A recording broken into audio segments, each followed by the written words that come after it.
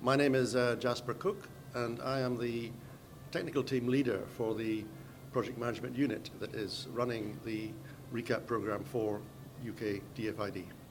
Well, DFID, like a number of other bodies, realizes that rural access is vital to the development of rural economies. The ability to get people to and from markets, the ability to get people to and from hospitals and health centers, schools, is seen as vital in the development of emerging rural economies. And access is vital to this. And access in the rural area is difficult in many areas. There's a budget problem, there's a problem of appropriate design. And we, DFID, have realized that research can play a vital part in developing the appropriate technologies to make access much more affordable and much more sustainable. RECAP is very much aware of the impacts of climate, and I'll use the word climate impact rather than climate change, because currently rural infrastructure is what we would call, it has a resilience deficit in terms of climate.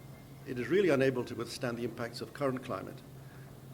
Therefore, the impacts of additional climate change will be very significant. Rural infrastructure is very vulnerable to climate impact. Depending where you are, in Bangladesh, sea level inundation, salt inundation, as opposed to, say, the highlands of Myanmar or Nepal, very different climate impacts. And DFID is very interested in doing appropriate and sustainable research to find out the most appropriate ways to make these infrastructures more resilient. And to do that, we need to understand exactly what the climate impacts are, what the vulnerability of the roads is, and how able the people and the rural groups are able to help with sustaining their own infrastructure. So there's a whole series of research initiatives underway in this area, including a regional program which we're going to look at seeing if we can link in asset management or maintenance with climate impact. The basic and fundamental idea behind RECAP and its parts, ASCAP and ASCAP, is that the research is driven by local demand. DFID and with ourselves, the PMU, do not give research programs to people. The local authorities, local groups, they can ask for research, they demand what they want, and if it falls within the DFID framework of acceptability, then we set out and try and frame research programs around their actual questions.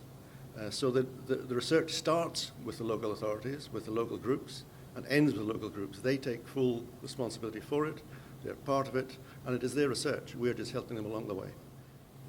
One of our objectives is to raise the profile of what we're doing, to make people aware of the technical issues, the social issues that are required in producing sustainable rural infrastructure. And sustainable rural infrastructure involves a lot of groups of people. It's very holistic. It covers anything from road building, road maintenance, to transport services.